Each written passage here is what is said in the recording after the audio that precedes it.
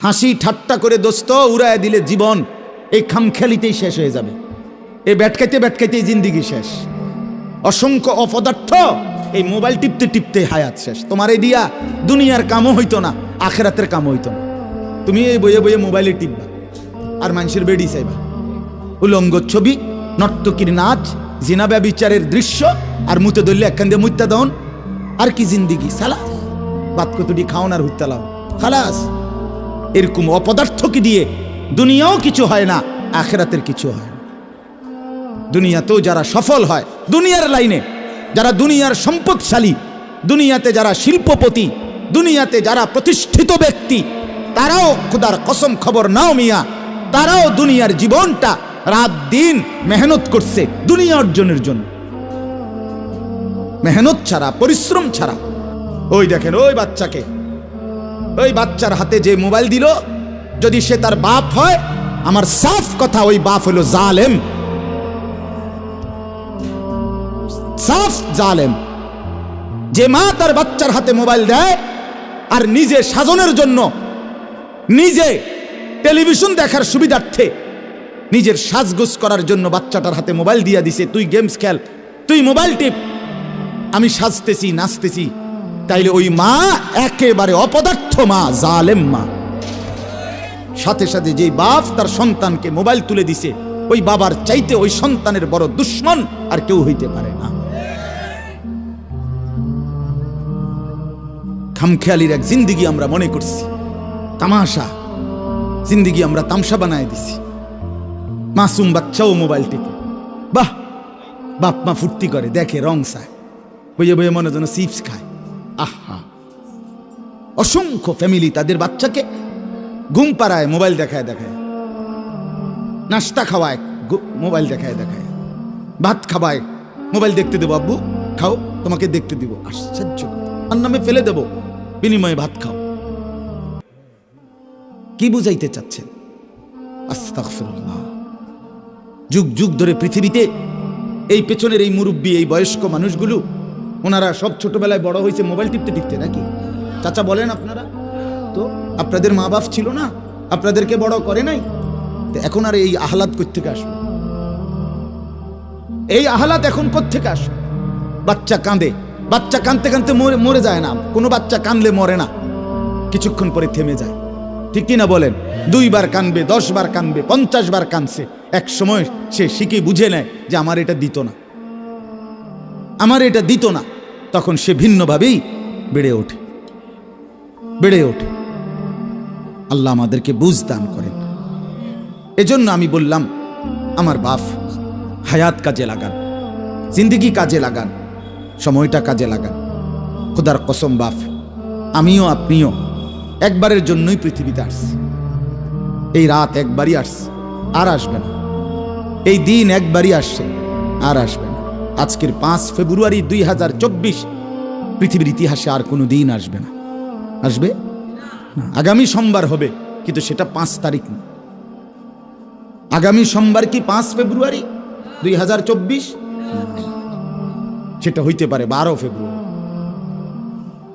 এই একবার তাফসীরের মধ্যে আমরা পড়ছি, ইমাম ইবনু রাজব হাম্বলি রহমতুল্লাহ আলাই তার কিতাবের মধ্যে লিখছেন, প্রতিটা দিন, খেয়াল করে শুনেন, প্রত্যেকটা দিন দুনিয়াবাসীকে ডেকে বলে, হে দুনিয়াবাসী, আমি শুধু আজকের জন্যই, একবারের জন্যই পৃথিবীতে এসেছি, কিয়ামত পর্যন্ত আর আসবো না। হে দুনিয়াবাসী, আমারে নষ্ট করো না, বরবাদ করো না, আমারে কাজে লাগাও।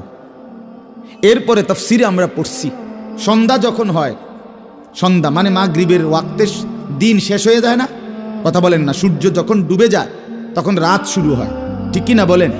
এই সন্ধ্যার আগে আগে দুনিয়াকে আবারও এই দিনটা, আজকের দিনটা, এটা আবার চিৎকার করে পৃথিবীবাসীকে বলে যে, হে দুনিয়াবাসী, আমি তো শেষ হয়ে যাচ্ছি, একটু নেক আমল করে আমার একটু কাজে লাগাও না। ফজর গেল, জোহর গেল, আসর চলে গেল, একটা সেজদাও দিলা না, আমি বুঝি এমনিই তোমার জীবন থেকে বিফলে হারিয়ে যেত, আমি বুঝি এমনি এমনি হারাই যেত। আহা কি করল, আহা কি করল। এভাবে প্রতিটা রাত পৃথিবীবাসীকে ডেকে বলে, হে দুনিয়াবাসী, আমি একবারের জন্যই এসেছি, আর আসবো না কোনোদিন। তোমরা আমারে নষ্ট করো না, কাজে লাগাও। ফজর হওয়ার আগে, সুবহে সাদিকের আগে আগে রাত্রটা আবার ডেকে বলে, আহা দুনিয়াবাসী, আমি তো চলে যাচ্ছি, শেষ হয়ে যাচ্ছি, আমারে কি কাজে লাগাইবা না? সেজদা তাইলে দিবা না? আমার মনিবের জন্য একটা গোলামি করবা না? এভাবে রাত সারাটা রাত ঘুমে ঘুমে মোবাইল টিপতে টিপতে, নর্তকীর ছবি দেখতে দেখতে, নাচ গান উলঙ্গ দৃশ্য দেখতে দেখতে শেষ করে দিলা, শেষ করে দিলা। আল্লাহ আমাদেরকে বুঝ দান করেন। আমার বাপ, আমার ভাই, আজকে আমি আপনাদের সামনে কোরআনুল কারীমের 9টা আয়াত ধারাবাহিক পড়ছি। এই 9 আয়াতের প্রথম কথা, প্রথম বক্তব্য, আমাদের হায়াতের গুরুত্ব দেওয়া। আমরা যেন সময়কে গুরুত্ব দিই, আমরা যেন হায়াতকে গুরুত্ব দিই। কেন? আল্লাহ তাআলা এখানে দেখাচ্ছে, আপনাকে শুনাইতেছি, এই এখন দেখাইতেছি আপনাকে। আল্লাহ তাআলা বলেন, প্রত্যেকটা নাফরমান, পাপী, অবাধ্য, জালেম, নাফরমান যুবক কিংবা বৃদ্ধ, মা কিংবা বোন, নারী কিংবা পুরুষ, যখন মৃত্যুর মুখোমুখি হবে, মালাকুল মউত আজরাইল আসবে, তে এখানে আছে প্রত্যেকটা মানুষ তার দুনিয়ার হায়াত, এই দুনিয়ার সময়টা আরেকবার কিছুটা সময় আল্লাহ তাআলার কাছে ভিক্ষা চাই, ভিক্ষা চাই। আল্লাহ, আমি বুঝি নাই মাওলা, আমি বুঝি নাই। মালাকুল মউত আজরাইল রে, একটু ফেরত দেন, আমারে আর কয়টা দিন দুনিয়ায় থাকতে দেন। এই মালাকুল মউতকে দেখে বল, যুবক ভাই, ফিকির করে দেখো বাপ, কি করছো সারাদিন? এটা কি কোনো জিন্দিগি হইল? শুধুই চুলের ফ্যাশন, শুধুই প্যান্ট বদলানো, শার্ট বদলানো, শুধুই দিন নাই রাত নাই, 2 আঙ্গুলে মোবাইল টিপা, নারীর ছবি, অশ্লীল দৃশ্য, জিনা, ব্যভিচার, আর শুধু ছবি তোলা। কুকুর, বিড়াল, শুকর, গরু, ছাগল, হাঁস, মুরগি, জীব জন্তু, মানুষ, বেড়া বেডি, ছোট বড়, নারী পুরুষ, জোয়ান বুড়া, হুজুর, পাবলিক, কিছু অপদার্থের জিন্দিগি। বেঈমান এভাবে ওয়াশ করে দিছে মাথা, যে তোর কামে হইল শুধু জিডা পাইবি, ছবি উড়াইবি। তোরে খোদা বানাইছে শুধু ছবি উড়াইতে, খালাস। পৃথিবীতে আসার উদ্দেশ্য ছবি তোলা, ছবি তুলবা। শুধু চেষ্টা করবা যেন 18,000 মাখলুকাতের লগে তোমার একটা একটা ছবি থাকে। আস্তাগফিরুল্লাহ। বলেন, এটা কি কোনো জীবন হইল? বলো না ভাইয়া, তোমরা বলো। একটাবার ইনসাফের সাথে ভাবো, ইনসাফের সাথে ভাবো। তুমি তোমার হায়াত নিয়ে ভাবো, তুমি তোমার জিন্দিগি নিয়ে ভাবো। খোদার কসম বাপ, এই হায়াত মনে পড়ে। ওই দে, ওই হেরা বেটকায়, এই ছেলে, ঘটনা কি? আরে তোমারে বলছি, তুমি পিছনে চাও কেন? ওরে ধাক্কাও কেন, হাসো কেন? সাফ কথা বাপ, আমি একজনকেও ছাড়তে রাজি না। আমার জিন্দিগির সিদ্ধান্ত এটা। কোন গাফেল, কোন ফালতু মানুষ আমি বলতে রাজি না। প্রয়োজনে একজনকে বলবো, ফালতুকে বলবো। আমি টর্চ লাইটের মতো সারাক্ষণ চোখ ঘুরাই, আমার এটা তবিয়ত। এক সিদ্ধান্ত নিয়ে জিন্দিগির এই বয়ান করি। আমার নওজোয়ান বদলাইতে হবে।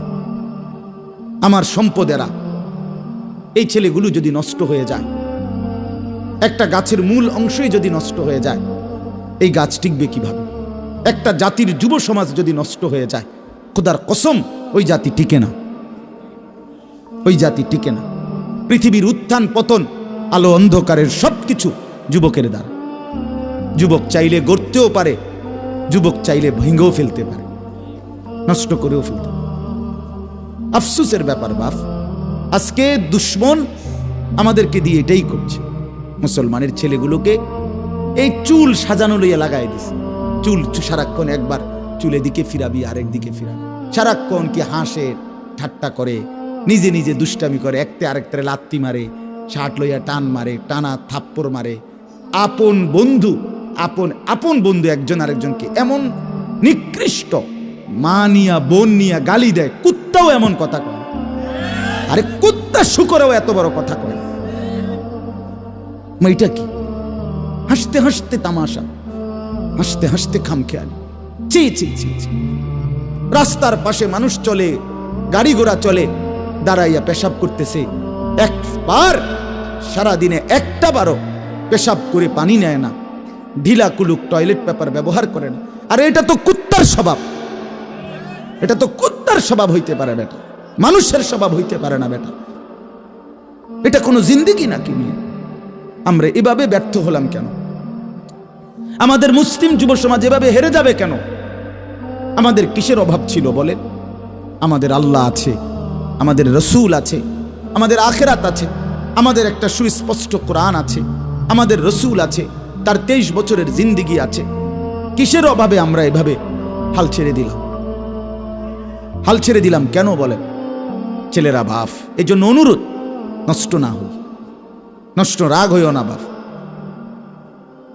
আপন করে বলার কেউ নাই, সবাই তুম করে ছেড়ে দিস, বাপেও বলে না, মাও বলে না, এই সমাজের মানুষগুলোও বলে না, মনে করে ফুলাইন যে যা মনে করে চলো। আহারে, এটা কোনো কথা না রে বাপ, এটা কোনো জীবন না। একটা ওয়াক্ত নামাজ পড়তে মন চায় না সারা দিনে, এটা মুসলমানের বাচ্চা কেমনে হয় বাপ?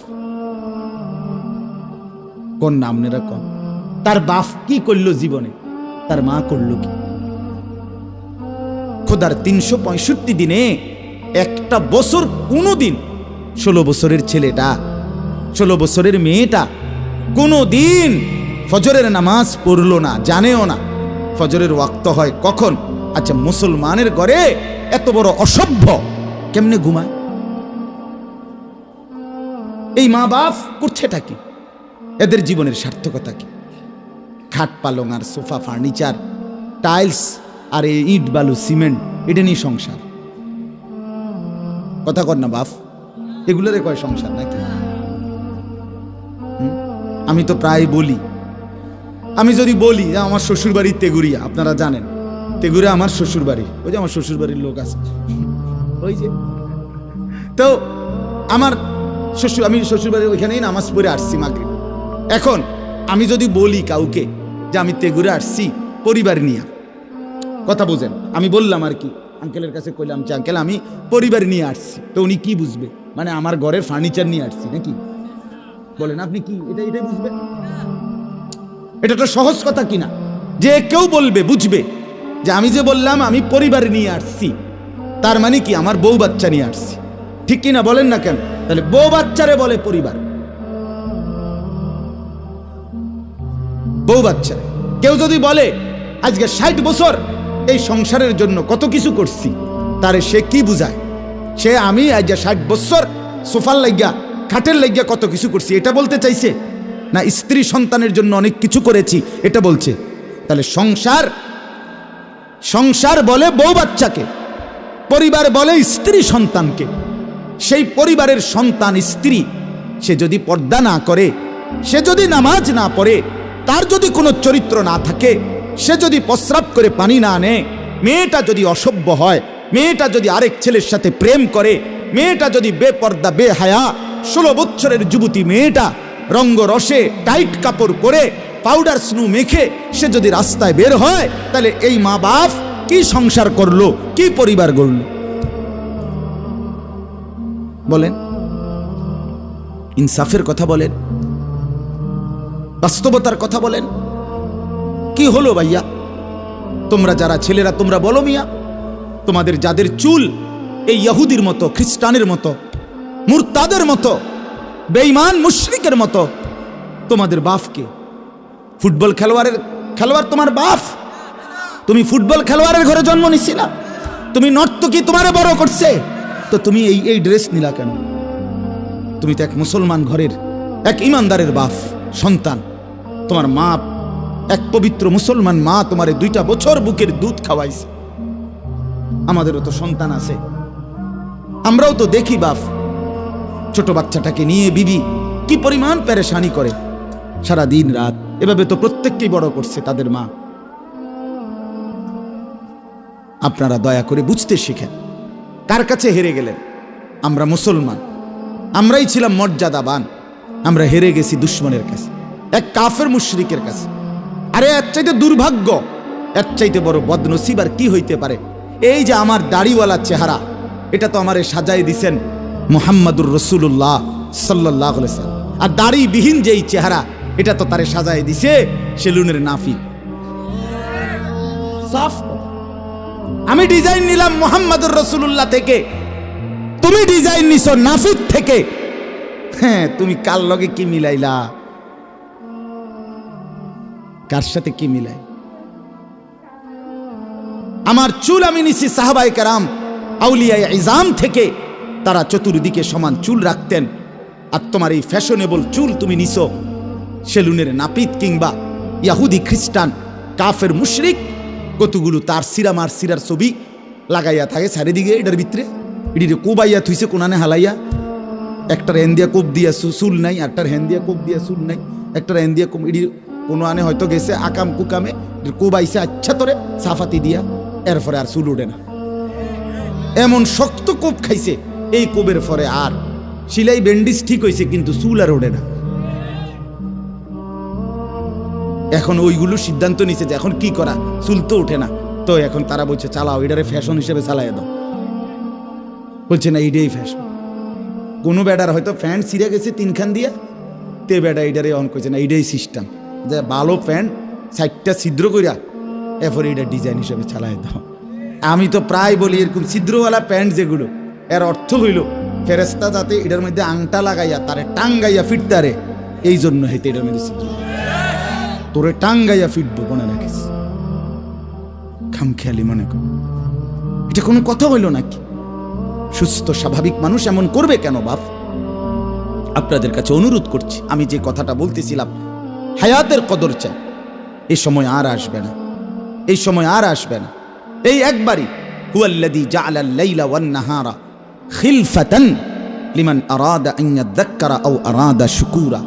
আল্লাহ তাআলা বলেন, তিনি আল্লাহ যিনি রাত্র এবং দিনকে পর্যায়ক্রমে, খিলফাতান মানে ধারাবাহিকভাবে যিনি রাত এবং দিন আনেন, একবার রাত আবার দিন, আবার রাত আবার দিন, আবার রাত আবার দিন।